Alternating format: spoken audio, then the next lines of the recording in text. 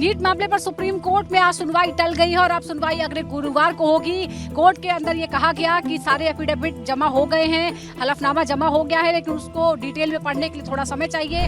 सबसे पहले तो हम सब चाहते थे कि जो डिसीजन हो जिसके पक्ष में भी हो आज ही कंप्लीट हो जाए, क्योंकि ताकि टाइम भी मिले पढ़ने का। अब देख रहे हैं अब अगली 18 तारीख को सुनवाई मिली है, कल नहीं तो अगर कल तक नहीं पढ़ पाते एफिडेविट तो मंडे तक तो पढ़ ही पाते। बीच में सैटरडे संडे फ्राइडे 3 दिन हो जाता, पर ये थर्सडे का बहुत ज्यादा लेट मिल गया। 6 तारीख से लगातार इस पे बना हुआ हूँ और प्रयास कर रहा हूँ आप लोगों के माध्यम से, लेकिन अब मुझे लग रहा है कि सरकार का एक ही मंत्र है कि बच्चे धीमे धीमे थकते जाएं, ये थक जाएं, थका दें, ताकि ये धीमे धीमे इसको छोड़ दें और अपने लग जाएं। लगना चाहिए स्टूडेंट्स के साथ न्याय होना चाहिए, क्योंकि स्टूडेंट्स अफेक्टेड बहुत ज़्यादा है और ये शायद आगे आने वाले एग्जाम्स के लिए अच्छा रिजल्ट वो नहीं है इंडिकेटर, कि शायद कोई आने वाले एग्जाम्स पर बिलीव ही नहीं करेगा इंडियन सिस्टम पर कि उनको कोई न्याय तो मिलने वाला नहीं है, तो शायद वो इनसे भरोसा ना खो दें। आज ये सबूत बिल्कुल क्लियर है कि एनटीए बार बार अपने स्टैंड चेंज कर रहा है। सोमवार को एनटीए कह रहा था पेपर लीक हुआ है, उसने अपनी वेबसाइट में सवाई माधोपुर का भी जिक्र डाला कि 4 लोगों का वहाँ पेपर लीक हुआ, और आज एनटीए ने पूरी तरीके से नकार दिया।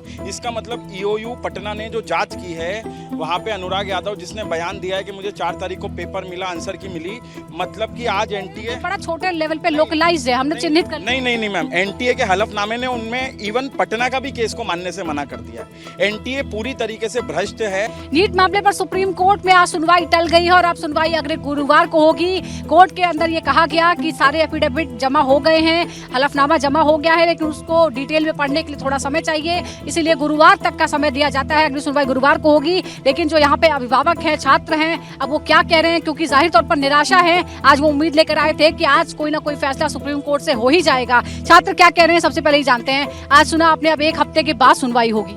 सबसे पहले तो हम सब चाहते थे कि जो डिसीजन हो जिसके पक्ष में भी हो आज ही कंप्लीट हो जाए, क्योंकि ताकि टाइम भी मिले पढ़ने का। अब देख रहे हैं अब अगली 18 तारीख को सुनवाई मिली है, कल नहीं तो अगर कल तक नहीं पढ़ पाते एफिडेविट तो मंडे तक तो पढ़ ही पाते। बीच में सैटरडे संडे फ्राइडे 3 दिन हो जाता, पर ये थर्सडे का बहुत ज़्यादा लेट मिल गया। मतलब मंडे तक तो देना चाहिए था, पर थर्सडे बहुत ज़्यादा लेट हो गया, जिससे हम सभी खुश नहीं है। पर अब क्या कर सकते हैं, सीजीआई का जो डिसीजन है वही फॉलो करेंगे।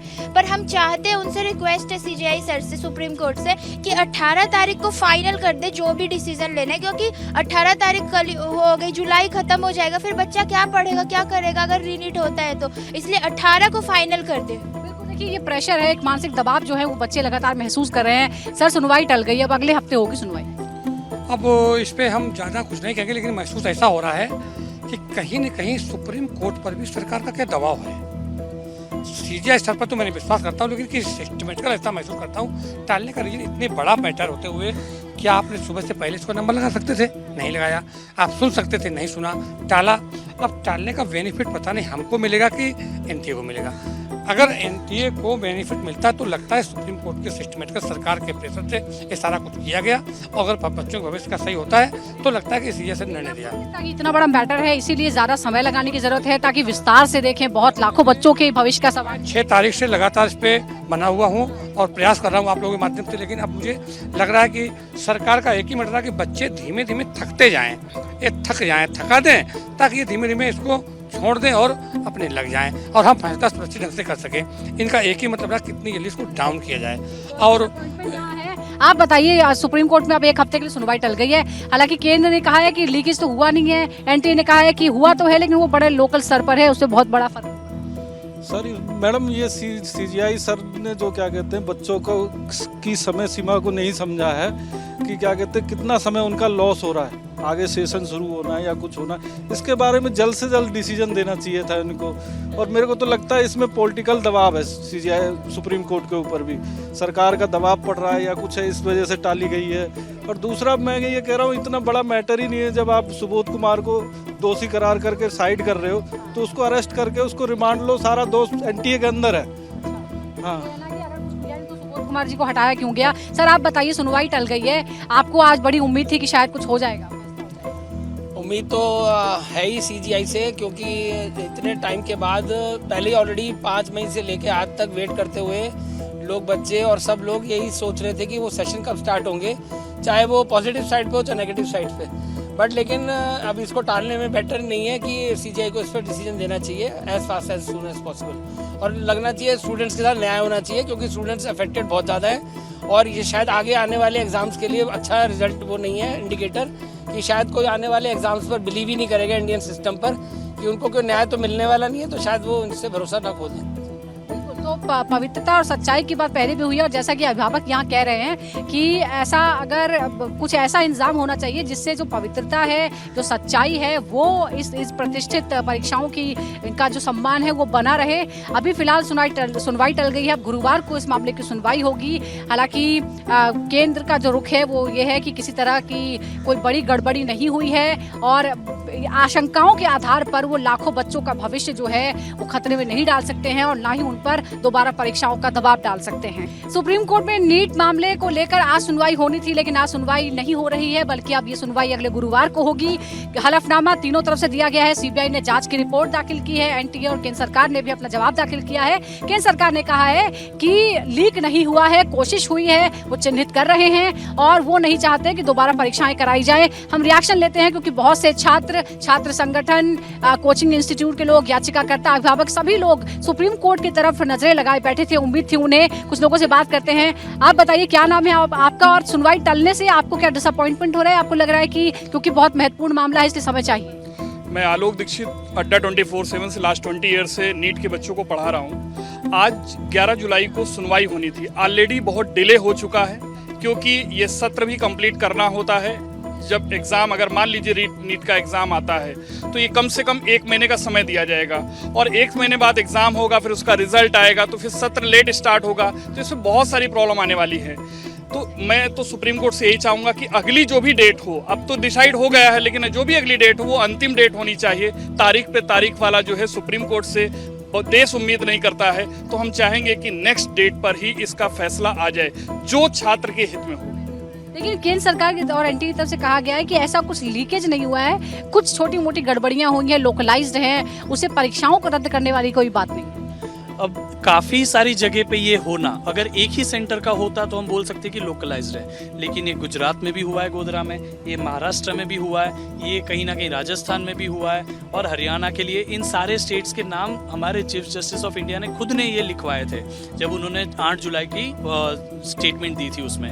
तो ये बहुत सारी जगह पे हुआ है और अचानक से पेपर लीक के मामले होना, उसके बाद में इतने सारे अरेस्ट होना, आपने देखा कल भी एक अरेस्ट हुआ है, तो ये अरेस्ट होना ये यही बताता है कि पेपर जो लीक होता है उसके बाद हमारा कोई कंट्रोल भी नहीं रहता कि कहाँ तक लीक हो सकता है। हम डिजिटल एरा में जी रहे हैं, यहाँ पे एक फोटो 1 घंटे के अंदर पूरी दुनिया में पहुँच सकती है, तो हम इस पे नहीं अभी पड़ताल कर सकते कि कहाँ तक पेपर लीक हुआ था।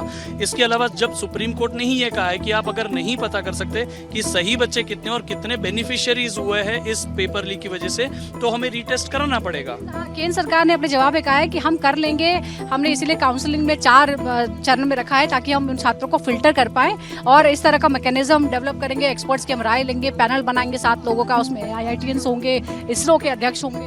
मैम फिल्टर कैसे करेंगे? फिल्टर करने का कोई तरीका नहीं है। 2015 का अगर APMT का भी देख लें तो NTA का हमेशा स्टैंड ऐसा था, तो उस टाइम CBSE कराता था कि भैया कुछ भी गलत नहीं हुआ है। इतनी बार इसको फटकार लग चुकी है NTA को। ये आप CUT का एग्ज़ाम देख लीजिए, नेट का एग्ज़ाम देख लीजिए, तो इतने सबसे पता चलता है कि पवित्रता कहीं ना कहीं भंग हुई है। रीनीट होना चाहिए और बच्चों को बार बार तारीख ना दी जाए क्योंकि बच्चे मानसिक स्थिति से बहुत ज़्यादा गुजर रहे हैं। हाँ जी, बिल्कुल। देखिए बच्चे परेशान हैं, डिसअपॉइंटमेंट है जो सुनवाई टली है उसके बाद, और इसीलिए यहाँ पर हम तमाम लोगों से प्रतिक्रिया ले रहे हैं जो यहाँ पर बहुत समय से इंतजार कर रहे थे। छात्रों से भी हम बात करते हैं। आज सुनवाई टल गई है, आप लोग बड़ी उम्मीद के साथ आए थे क्योंकि आज दूसरा दिन था, मतलब दूसरी बार सुनवाई होनी थी।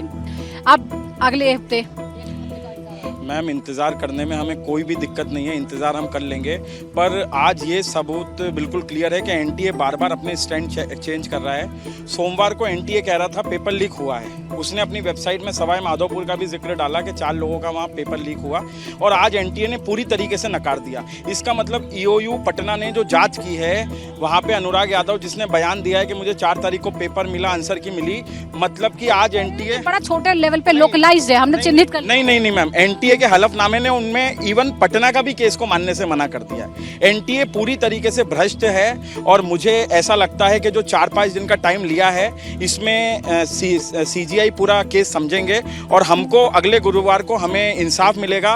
रीनीट होनी चाहिए 24 लाख लोगों के लिए। जो भी हो फाइनल हो जाए अगले हफ्ते। आप बताइए क्या कहेंगे? मैं बच्चों का पेरेंट्स हूँ। मेरे 2 बेटे ने नीट का एग्ज़ाम दिया था, 631 मार्क्स आए हैं। तो इस मार्क्स में पिछले बार हर बार मतलब अब तक हो जाता था, जीएमसी मिल जाता था, अब नहीं मिलेगा। अब हम लोग को माननीय सर्वोच्च न्यायालय से ही एक उम्मीद बची है आखिरी कि वही अब हम बच्चों के 24 लाख जो बच्चे हैं इनके साथ इंसाफ अब माननीय सुप्रीम कोर्ट के न्यायाधीश ही करेंगे। टली है तो कोई निराशा है? निराशा तो थोड़ी है, पर फिर भी हम लोग को आशा है। अब भी सुप्रीम कोर्ट से अभी भी हम लोग को पूरा उम्मीद है कि हम 24 लाख बच्चों के साथ जस्टिस होगा। धन्यवाद आपका। तो रिएक्शंस आप देख रहे हैं। इसी तरह से तमाम जो पेरेंट्स हैं, जो कोचिंग संचालक हैं, जो याचिकाकर्ता हैं, जो बच्चे हैं, वो सब यहाँ पर आए हुए थे सुप्रीम कोर्ट में सुनवाई को लेकर। उन्हें लग रहा था कि शायद आज कोई फैसला हो जाएगा, लेकिन अब अगले गुरुवार तक का इंतजार करना पड़ेगा, क्योंकि सुप्रीम कोर्ट ने कहा है कि जवाब तीनों तरफ से आए हैं उसको डिटेल से पढ़ा जाएगा और फिर उस पर आगे जो है वो फैसला लिया जाएगा।